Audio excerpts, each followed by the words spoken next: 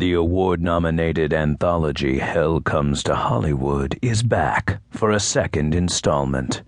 Here are just a few of the horrors you'll encounter when Hell comes back to Hollywood. Sydney was said to be a playful ghost, kind-hearted and happy simply to be noticed. This story is not about Sydney.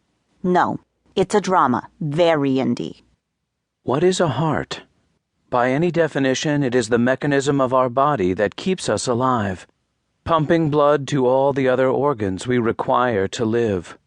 If we were a movie, it would be the producer, pushing the blood to move, to circulate, to oxygenate. We don't see it working behind the scenes, toiling without respite, and often we don't even think about it. The heart is a workhorse, and without it, we would die. It's easy to kill a man.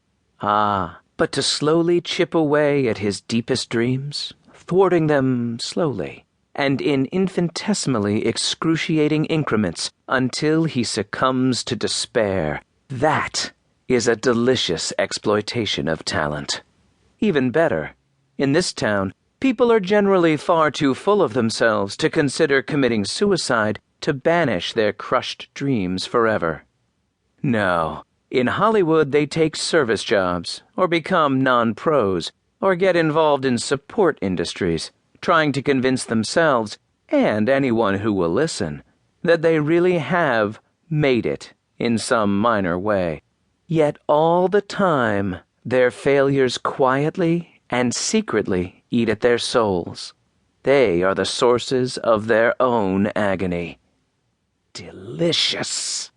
I don't know how long I'm asleep until I jolt awake with a start. A prickling, panicky feeling flows down my chest into my arms when at first I don't know where I am, and it's all blackness and confined space. Until I remember.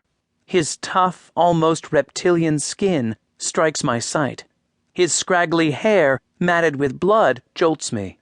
The hair on my arms stands tall. I try to tell myself that nothing crazy is happening. As she began stumbling towards her car, a sound came out of the trees that dropped Shelley to her knees.